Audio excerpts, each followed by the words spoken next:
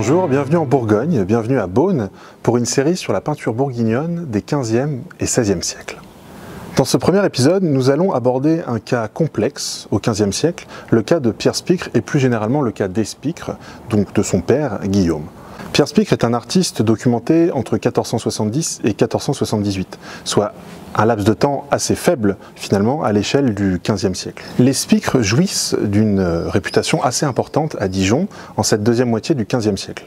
Guillaume, déjà, a été maître verrier des ducs de Bourgogne et a été notamment chargé d'organiser, en association avec Adam Dumont et Jean Changenay, des obsèques de Philippe le Bon en 1467.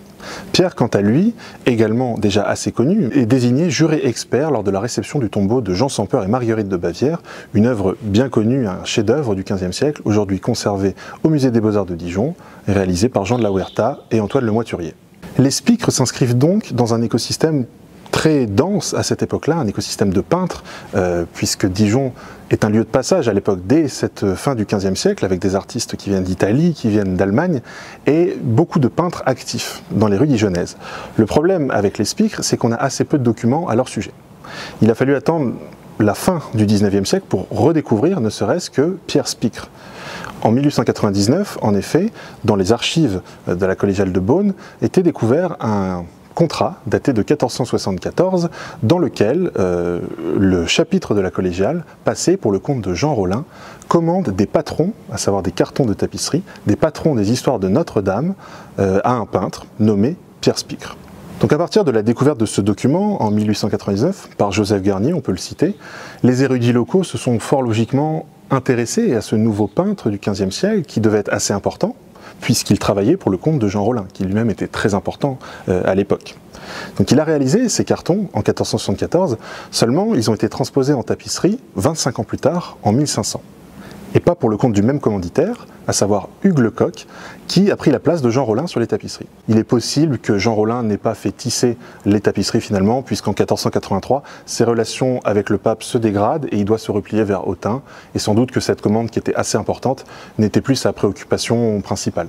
Et Hugues Lecoq, 25 ans plus tard, pour le coup, qui lui a voulu faire tisser des tapisseries en se faisant représenter, a fort logiquement repris les cartons de Pierre Spicre, qui devaient toujours être dans la collégiale, et les a fait tisser et adapter par d'autres artistes, des artistes qui l'ont lui-même représenté sur deux pièces de la tenture.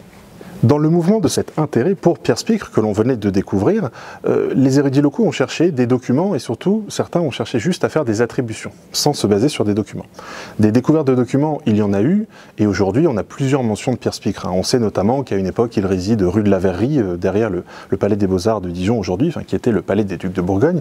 Donc quelques mentions, mais qui n'ont pas permis d'aller plus loin que 1478, puisqu'on pense qu'il décède à cette époque-là, et pas avant 1470, donc on ne sait pas ce qu'il fait avant. On a également découvert des mentions d'autres Spicre à Dijon, notamment Guillaume, que l'on identifie traditionnellement comme le père de Pierre, Guillaume qui décède en 1477. On a également trouvé d'autres Spicre à Dijon dans ces années-là, notamment un Laurent Spicre qui est orfèvre, donc qui ne nous intéresse pas ici, mais c'est pour montrer que c'est un nom qui n'est pas non plus inconnu, un nom d'origine sans doute peut-être tournaisienne, et qui dans les documents a une orthographe un peu capricieuse, c'est-à-dire qu'on peut avoir Spicre, Spiker, Spilg, des orthographes vraiment qui ne rendent pas la tâche facile.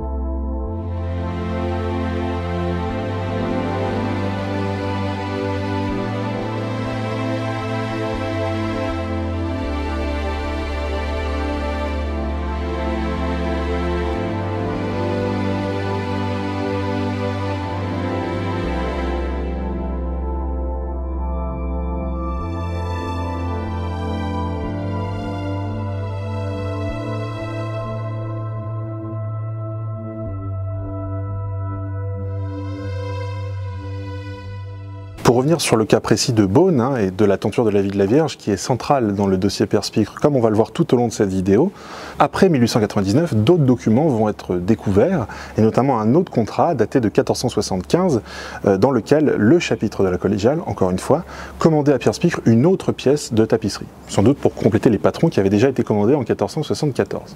Henri Chabeuf, qui est un érudit local assez connu dans ces années-là en Bourgogne, avait déjà travaillé sur la tenture de la vie de la Vierge. Il s'était concentré sur un aspect essentiellement iconographique, mais aussi un peu stylistique. Va à nouveau travailler sur l'ensemble et va naître toute une question et de vrais débats autour vraiment de la paternité des motifs de la tenture tissée en 1500. C'est-à-dire que la vraie question, c'est de savoir, dans un premier temps, pourquoi il a été tissé 25 ans après. Des éléments de réponse, comme je viens de l'évoquer, peuvent être trouvés dans les relations qui se dégradent entre Jean Rollin et le pape, et donc son repli vers Autun. Mais la question aussi se pose de la réadaptation des motifs des patrons de 1474. C'est-à-dire à quel point, en 1500, on a modifié les patrons de Pierre-Spicre. Si on regarde vraiment de manière précise les tenues, les vêtements sur les pièces de la tapisserie, on observe, on peut voir que certains d'entre eux relèvent d'une tradition, d'une mode autour de 1500 et non de 1474, prouvant déjà qu'il y a bien eu une réadaptation du motif de Pierre-Spicre. Mais plus encore, il n'était pas évident au départ que la tenture de la vie de la Vierge était tissée d'après les cartons de Pierre-Spicre de 1474. En effet, un vrai débat d'historien de l'art était de savoir pourquoi avaient été commandés ces patrons, puisque dans le document il est écrit patron. Donc le terme patron a longuement été questionné. Alain Erland Brandenburg, historien de l'art assez connu également, très connu, médiéviste, a notamment évoqué l'idée que ça pouvait être des toiles tendues dans la nef, comme ça se faisait à l'époque, ce qui coûtait moins cher que de faire de la tapisserie. Or, Fabienne Joubert, à la fin du XXe siècle, donc là on fait vraiment un saut temporel, évoque une lecture erronée et de Alain Erland Brandenburg et de Henri Chabeuf du contrat de 1474, puisqu'en marge il était bien écrit « cartonnier pour les tapisseries ». Donc une fois ce problème évacué, on sait bien que les patrons de Pierre-Spicre ont été commandés pour être transposés initialement en tapisserie. Donc on peut se dire plus facilement que ce sont bien ces patrons-là qui ont été repris 25 ans plus tard par Hugues Lecoq. Mais on n'en a quand même aucune preuve. C'est-à-dire qu'en 1500, on n'a aucun document qui atteste noir sur blanc, du fait qu'ils ont repris ces cartons réalisés par ce peintre 25 ans auparavant. Cependant, ils ont sans doute vraiment repris ces cartons, ne serait-ce que pour des questions de moyens, parce que ces cartons qui étaient toujours dans la collégiale n'ont pas été tissés, et donc c'était bien facile, ils n'avaient pas besoin de faire intervenir un nouveau peintre, sans doute un autre pour réactualiser légèrement les compositions. Hugues Lecoq avait juste à se faire représenter sur les pièces de la tapisserie à la place de Jean Rollin, qui était initialement prévu en donateur. Et là, on voit déjà émerger une première problématique du dossier Spicre, qui va être encore plus flagrante plus tard, c'est qu'on n'a aucune œuvre de référence sûre. C'est-à-dire que le nom de Pierre-Spicre flotte autour de la tenture de la vie de la Vierge. Il est lié à cette tenture, c'est évident, d'autant plus s'ils ont tissé ces cartons.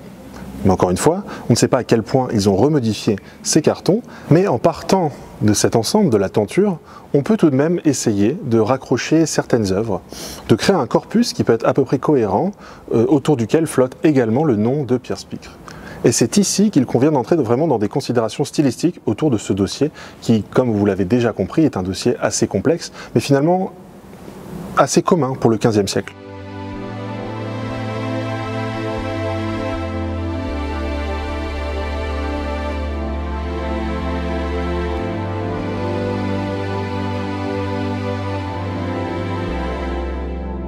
De cette tenture, on peut essayer de tisser et de créer un embryon de corpus. On peut notamment raccrocher une peinture murale qui est conservée dans l'église de Saint-Cassien de Savigny-les-Beaunes, donc à vraiment 2 km de Beaune, une peinture murale qui est au-dessus du chœur, dans la voûte du clocher, qui représente une assemblée de saints. Il y a des éléments qui directement sont liés à la tapisserie. C'est-à-dire que les personnages ont ni plus ni moins été représentés de la même manière sur la tapisserie et sur cette peinture conservée à Savigny-les-Beaunes. Donc Savigny-les-Beaunes, c'est une église assez intéressante. On dit que les reliques de Saint-Cassien ont été amenées en 1443 par Antoine Buisson, qui était suffragant du cardinal Rollin. Pour la peinture, la datation n'est pas évidente, potentiellement entre 1460 et 1470. Ce qui est sûr, c'est qu'elle trahit la main d'un peintre de chevalet et non de peinture murale initialement, bien que les peintres à cette époque-là, peignaient sur le vitrail, peinture murale et aussi des peintures de chevaliers. Mais ici, elle trahit vraiment la main d'un peintre habitué à peindre donc sur panneaux de bois, sur des tableaux indépendants, et surtout très influencé par l'art de Van der Weyden, Roger van der Weyden, le grand primitif flamand. Et c'est pas anodin, puisque le Polyptyque du Jugement dernier, qui est le chef-d'œuvre des Hospices de Beaune, est en place dès 1450 à Beaune. Donc il a logiquement influencé et nourri les artistes locaux. Cette peinture, on peut la relier directement à la tenture de Beaune, de la collégiale de Beaune, par des éléments qui sont clairement repris à l'identique, mais aussi par le canon. Le canon est assez écrasé, trapu, les visages sont assez ronds et les yeux peuvent être clos. C'est un canon que l'on retrouve sur un manuscrit qui est conservé à la bibliothèque municipale de Beaune, que l'on peut introduire dans ce corpus. C'est un exemplaire du Rationnel des divins offices de Guillaume Durand, donc un manuscrit, un texte rédigé au XIIIe siècle par Guillaume Durand, qui était évêque de Mende, et qui est copié pour l'iconographie directement sur un manuscrit enluminé vers 1400, conservé à Cambridge.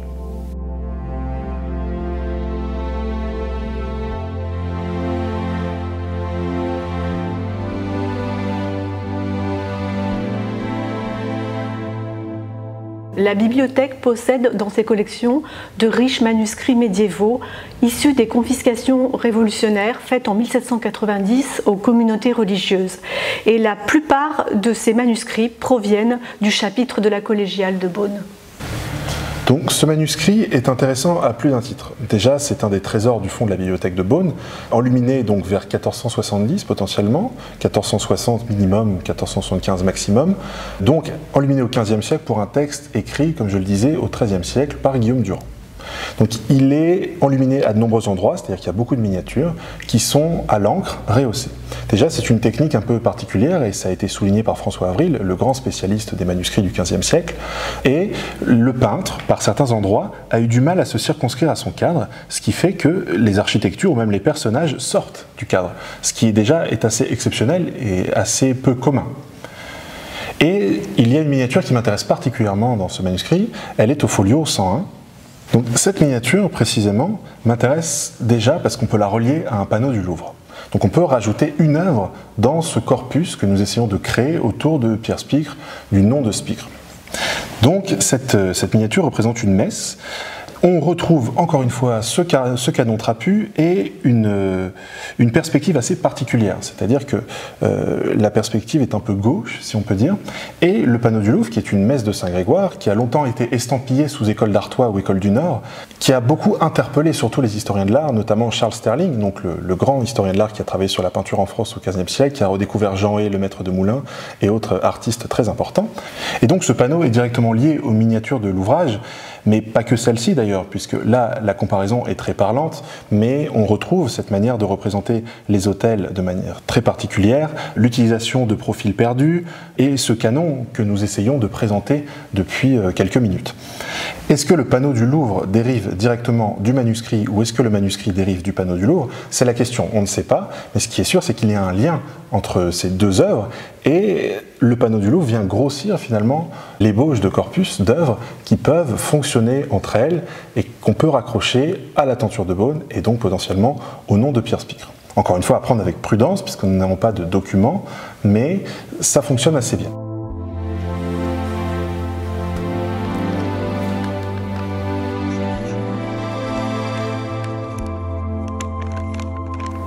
Mais certaines attributions à Pierre Spicre ont été faites dans ce mouvement que nous avons déjà présenté, c'est-à-dire de réintéressement à cette personnalité par les érudits locaux, par les historiens de l'art. Beaucoup d'attributions qui aujourd'hui ne sont pas vraiment sérieuses ou peu cohérentes ont été faites. Donc il faut les évoquer pour justement les effacer et partir sur de nouvelles bases en attendant d'avoir trouvé un nouveau document qui fera sérieusement avancer le dossier Spicre. Puisque c'est ce qui manque en ce moment, c'est un document vraiment qui permette d'avancer, puisqu'encore une fois, nous n'avons vraiment aucune œuvre de référence, sûre et certaine, ce qui fait qu'on ne peut pas vraiment faire d'analyse stylistique à 100% plausible. On en est réduit vraiment à des considérations qui peuvent être parfois assez confortables hein, quand on voit des rapprochements intéressants, et le corpus présenté fonctionne bien et est assez intéressant, mais encore une fois, tant qu'on n'a pas vraiment une œuvre documentée très sérieuse de Pierre Spicre, c'est compliqué. Parmi ces attributions qui aujourd'hui ne fonctionnent plus, on peut citer une peinture murale assez importante qui est dans la collégiale de Beaune, dans la chapelle Saint-Léger. Alors, c'est une peinture grande qui, au-delà de ça, a un intérêt très important pour la peinture de la fin du XVe siècle en Bourgogne, qui représente sur un pan de mur la résurrection de Lazare. La scène est presque totalement entière, et sur les deux autres murs de la chapelle, on a d'autres éléments, d'autres saints, comme une sainte barbe, et le mur en face de la résurrection de Lazare est fragmentaire, donc on a deux anges et un donateur qui est encore non identifié, que dans les années 30 était identifié comme Antoine de Salins, mais aujourd'hui on n'en sait pas vraiment grand-chose. Et cette peinture, justement, a été redécouverte en 1902, soit 3 ans seulement après la découverte de la mention de Pierre Spicre dans les archives, dans ce fameux contrat de 1474.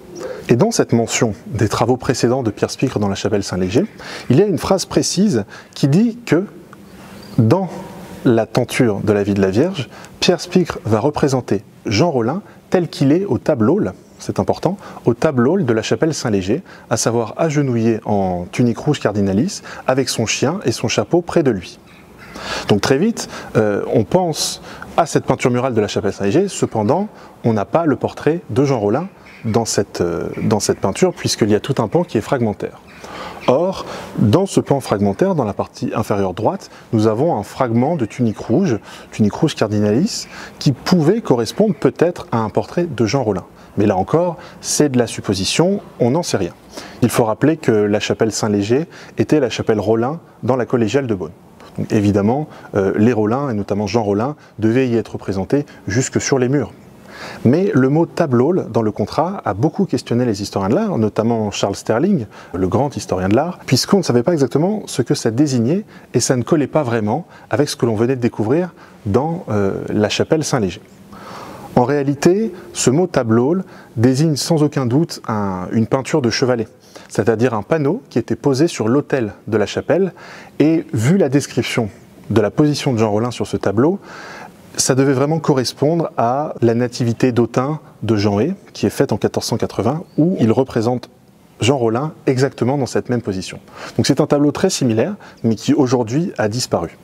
Parce que au-delà de ça, stylistiquement, les peintures murales de la chapelle Saint-Léger ne s'insèrent pas dans le corpus que nous avons évoqué précédemment, et surtout, elles n'ont aucun lien avec la tenture de la vie de la Vierge. C'est-à-dire que déjà, ne serait-ce que par le canon est beaucoup plus élancé.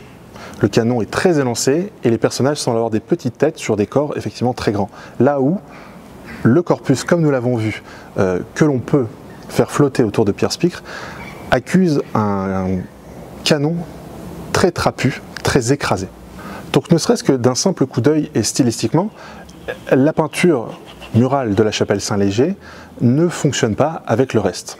Ce qu'on peut faire en revanche, et c'est assez intéressant, c'est qu'on peut la rapprocher d'autres œuvres qui, anciennement, ont été attribuées à Pierre Spicre également.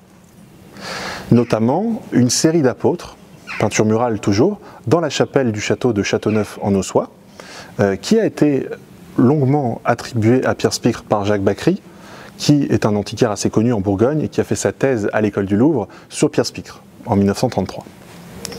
Et cette attribution de ces apôtres de Châteauneuf ne fonctionne pas non plus avec ce corpus que nous essayons de présenter.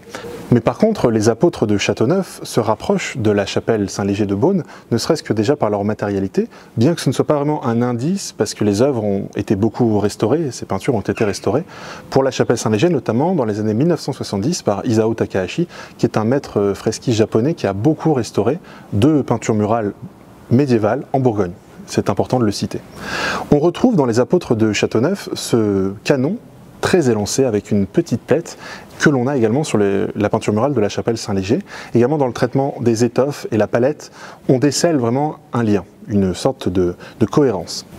Donc cette attribution des peintures de la chapelle Saint-Léger à Pierre Spicre, dans un premier temps, n'est pas vraiment une aberration, puisque elle coïncide vraiment avec la redécouverte des documents, des mentions, et là il s'agit vraiment d'une lecture erronée d'une mention dans un document.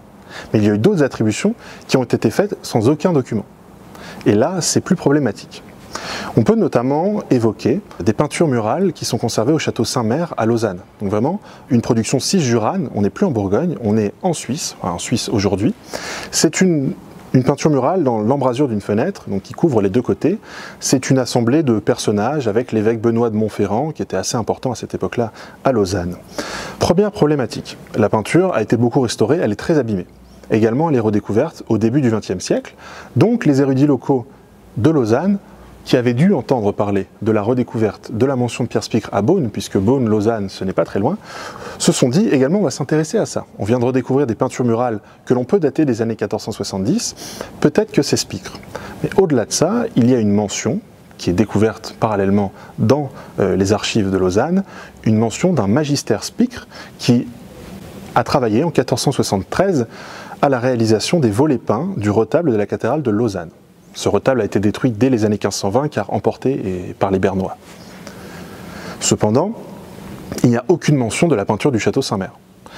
La seule mention qui existe à Lausanne, c'est la mention de Magister Spicre de 1473.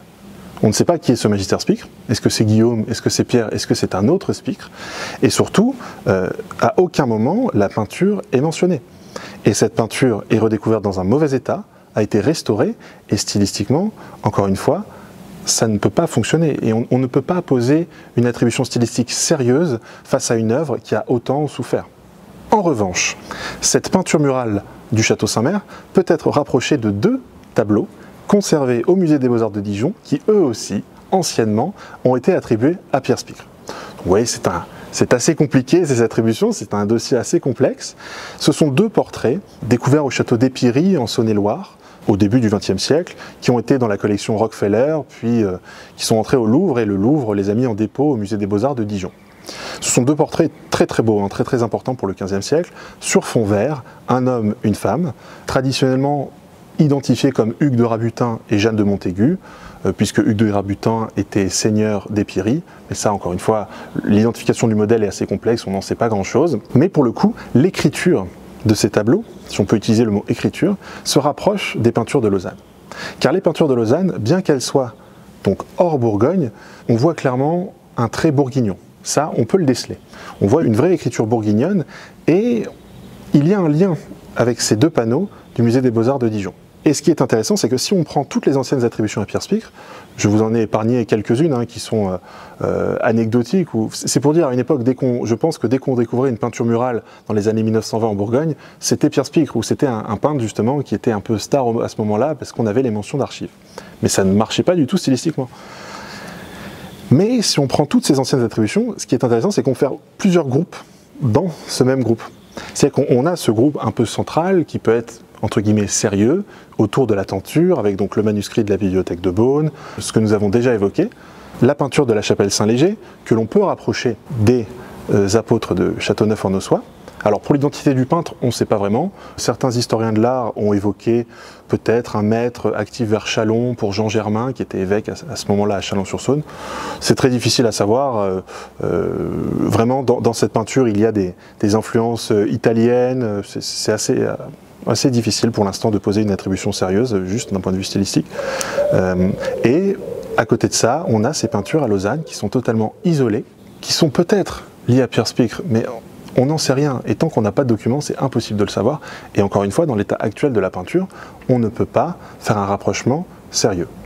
Et c'est le gros problème de ce dossier Spicre, globalement, c'est qu'il souffre d'attributions anciennes qui sont encore en vigueur et qui ne fonctionnent plus du tout. Et pendant longtemps, des œuvres insignes très importantes pour la peinture en Bourgogne au XVe siècle ont été attribuées à Pierre Spicre. On peut penser notamment aux peintures murales de la chapelle de Féry de Cluny, à Autun, dans la cathédrale Saint-Lazare. Donc les Cluny sont, avec les Rollin, la grande famille de mécènes très importante à Autun. Les Rollin occupaient la ville haute, vers la cathédrale Saint-Lazare, les Cluny, la ville basse. Il reste encore quelques vestiges de leur palais. Et dans la cathédrale Saint-Lazare d'Autun, il y a une chapelle qui était entièrement peinte, dans laquelle il y avait un tableau d'autel réalisé par Hans Memling, très important, qui aujourd'hui est au Metropolitan Museum de New York. Et le cycle de peinture murale, qui est une procession de Saint-Grégoire, est très détérioré. On la voit presque plus aujourd'hui. Et pendant longtemps, elle a été attribuée à Pierre Spicre. Et de même, au musée Rollin d'Autun, on conserve quelques fragments du décor de la chapelle Saint-Vincent de la cathédrale Saint-Lazare d'Autun, qui était la chapelle Rollin également. Ce sont des fragments d'une peinture murale qui représentait le miracle de Saint-Vincent. Donc on a un fragment avec le visage de Jean Rollin, un fragment avec une vierge, un fragment avec un personnage, et des fragments avec des corbeaux. assez intéressants d'ailleurs, mais ces fragments ont été transposés sur toile déjà au XIXe siècle, donc la peinture a énormément souffert, ce sont des petits fragments, et également anciennement attribués à Pierre Spicre. Donc par déduction, on peut se dire que si Pierre Spicre a réalisé les patrons des histoires de Notre-Dame de Beaune pour le comte de Jean Rollin et qu'avant ça, il avait déjà travaillé pour Jean Rollin dans la chapelle Saint-Léger, peut-être qu'effectivement il travaillait aussi pour lui à Autun et qu'il a peint le décor de la chapelle Saint-Vincent. Mais rien ne le prouve dans le cas, encore une fois, de cette œuvre. Et c'est une œuvre qui a été beaucoup détériorée. Mais tant qu'on n'a pas de documents, et je pense que c'est la conclusion de tout ce dossier et cette problématique, c'est que tant que nous n'avons pas de nouveaux documents, on ne peut pas faire avancer sérieusement le dossier Spicre. J'ai pas évoqué beaucoup son père, puisqu'on a encore moins de choses sur lui. On sait effectivement qu'il a été assez important auprès des ducs de Bourgogne, donc avant Pierre, dans les années 1450-60. On sait qu'il meurt un an avant Pierre, en 1477. Mais là, on a encore moins d'œuvres potentiellement à mettre au centre. L'œuvre qui peut être intéressante, et c'est ce que je disais dans la bibliothèque, c'est qu'il faudrait une étude profonde du manuscrit, du recueil de l'hôpital du Saint-Esprit de Dijon, qui là peut vraiment débloquer, ou du moins faire avancer la question de l'atelier Spicre à Dijon et du travail en collaboration de Pierre avec Guillaume et d'autres élèves potentiellement.